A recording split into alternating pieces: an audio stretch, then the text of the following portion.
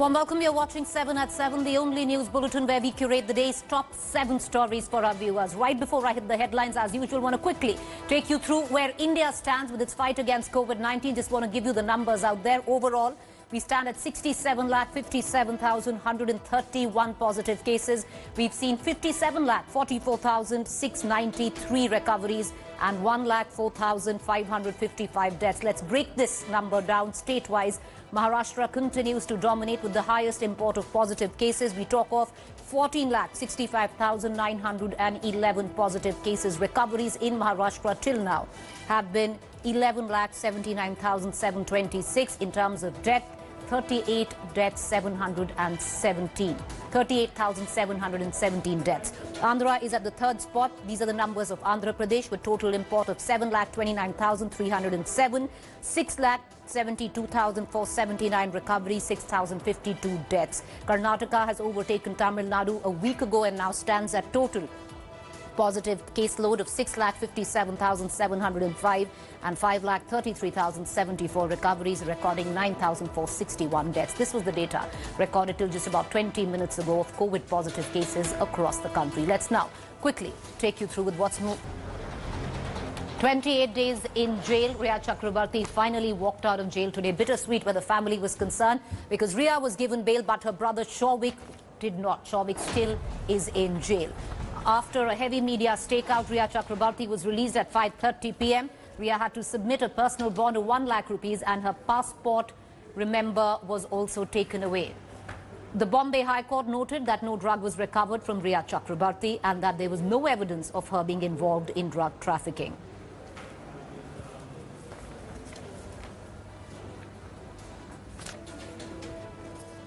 So the question that we ask, has the Rhea Chakrabarti and drug link fallen apart? Let's take you through just factually what there is right now. The charge was she was an active member of a drug cartel or a drug syndicate. The High Court has said Rhea did not sell drugs to anyone. Charge financing illicit drug trade. High Court says simply providing money does not amount to financing. Charge 3, procuring drugs. High Court says no drugs recovered from Rhea on her person. Charge again was procuring drugs for Sushant Singh Rajput. High Court says no criminal case against Sushant Singh Rajput. Charge alleged beneficiary of drug transaction. High Court says claim highly disproportionate and unreasonable. Let's listen in right now. Let's quickly listen in to what Vikas Singh, the lawyer of Sushant Singh Rajput's family, has to say. तो आज का जो bell है रिया का, ये narcotics control के case का bell है। इससे बहुत बड़ा केस है कि रिया ने सुशांत को नारकोटिक्स उनके बिना मर्जी के दिया, या अगर उनके मर्जी से भी दिया तो क्या उन्होंने डॉक्टरों को बताया, जिन 5 बड़े बड़े डॉक्टरों के पास वो ले जाती थी सुशांत को दिखाने मानसिक उनके कंडीशन के लिए, उनको क्या उन्होंने डॉक्टरों को बताया था कि सुशांत इस तरह का ड्रग्स ले रहे हैं जो रिया उनको ला करके दे रही है। इसलिए जो आज नारकोटिक्स का केस है वो तो बहुत छोटा केस है उनके लिए, उसमें बेल मिलने में कोई बड़ी बात नहीं है। जो बड़ा केस है वो ये केस होगा कि उन्होंने ड्रग्स दिया सुशांत को, और उस ड्रग्स का अगर स्वेच्छा से भी दिया या बिना अगर मर्जी के दिया, उसका जो सुशांत पे असर हुआ और उसके मौत का उससे क्या क्या उसका लिंक है, वो बहुत बड़ा केस होगा। All right, this was where the NCB is concerned and the charges laid out by the NCB. Let's talk about the CBI right now. The CBI is now, viewers, investigating not the murder charge but the suicide theory as said by the AIIMS.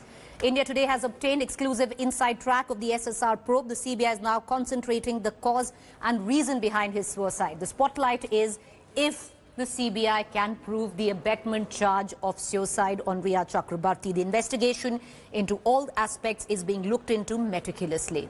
On the other hand, Sushant Singh Rajput's lawyer, Sushant Singh Rajput's family, now wants a new team to be constituted where the probe by AIIMS was done to check whether Sushant Singh Rajput either died by murder or by suicide. They had ruled suicide, and now the family wants a new team to be constituted in that account. A team of 7 senior doctors from AIIMS who re-evaluated Sushant's post-mortem and viscera report had said the actor's death was a case of suicide. And the murder angle was completely ruled out. But Sushant's family has now raised questions, asking for a new team to be constituted.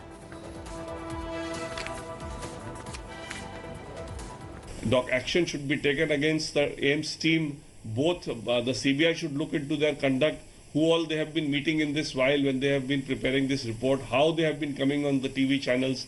Even the Medical Council of India should look into the conduct of this entire team and see how this team members were repeatedly coming on various channels and commenting on this team in respect of a report which they have themselves thought to be completely confidential and till date not brought out in the public domain.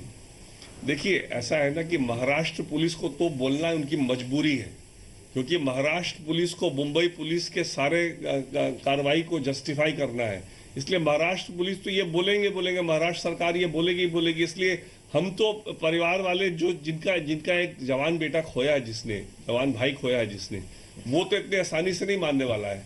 जब तक इस मौत की गहराई तक परिवार नहीं पहुंचेगा तब तक परिवार के लोग इसमें रुकने नहीं वाले हैं। When I sent him these photographs which were taken by the sister of Sushant Singh Rajput, he immediately commented that it is death, it is by strangulation and it cannot be said to be death by hanging. Now, if a person who can make such a casual comment, I am not saying that that casual comment was correct, but if he can make such a casual comment and later on completely upturn it, completely go in a different direction, then what credibility one can attach to a person of this kind? This is a case where the Cooper Hospital had done several infirmities. There were several infirmities. A postmortem was done at night, which can't be done without an order of a magistrate. The postmortem did not record the time of death. Viscera was not sufficiently kept. The injuries in the body was not recorded. No comments were given with regard to the injuries of the body. So all these infirmities in the postmortem done by the Cooper Hospital was supposed to be commented upon by the AIIMS and not to declare that it is a case of suicide. All right, let's shift focus right now to the Supreme Court. The Supreme Court today made it very clear that it wasn't happy of what happened where the Shaheen Bagh protest was concerned. Said very clearly, you're allowed to protest but not allowed to block roads. The Supreme Court, while upholding the right to protest, said the protesters cannot indefinitely block a public place. The top court also said protests should only take place on designated spots. The Shaheen Bagh protest against the CAA was staged between 11 December to 24th March 2020 before being cleared in the face of the COVID pandemic.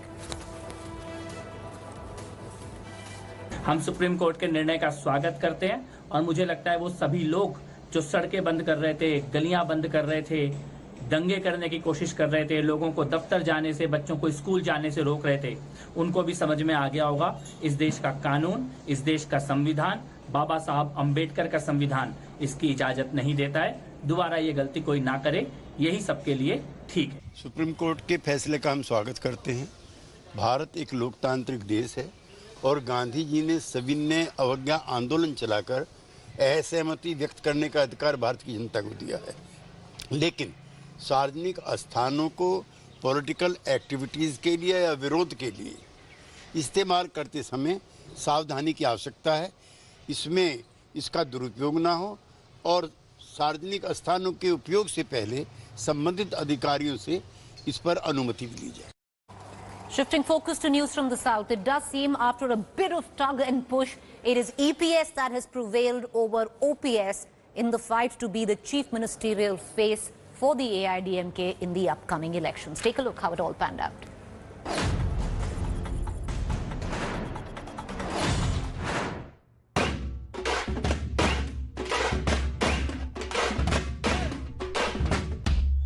Edapadi Palaniswamy is AIADMK's Talaivar.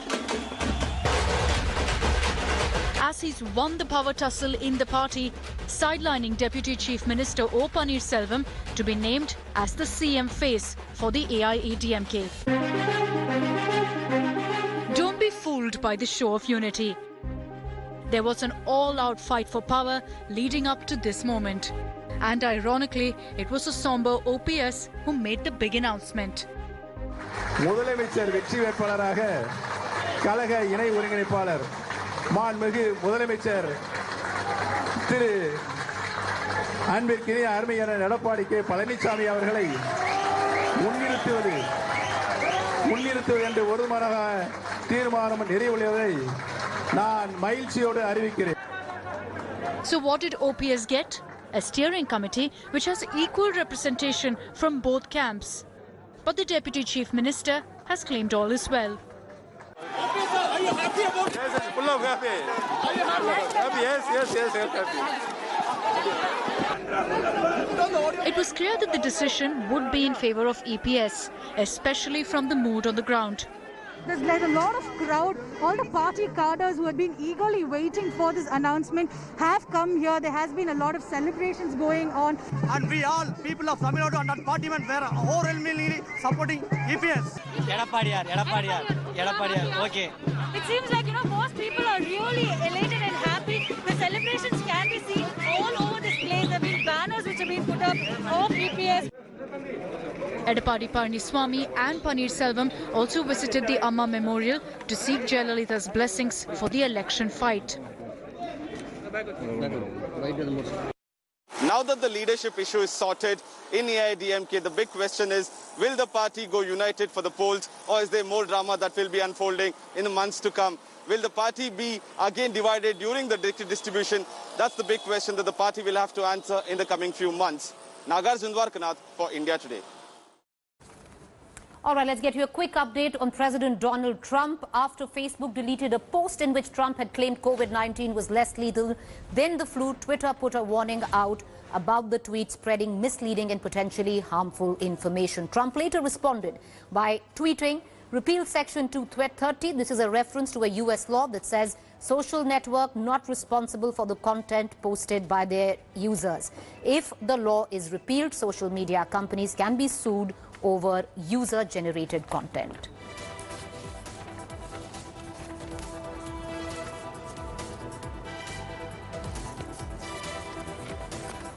I'm going to slip into a quick break. When we return, we're going to shift the focus on a quick fact check, busting certain myths that are masquerading to be facts, especially on social media. Welcome back. You're watching 7 at 7. Just before we end the show, a quick fact check. Now, there is an image floating about which seems to suggest a Chinese expert has said an Indian plane was shot down in Tibet. False. This is a morphed image that you have seen. No Indian jet has ever been shot down in Tibet. With that, it's a wrap. Do stay tuned. Up next is To The Point.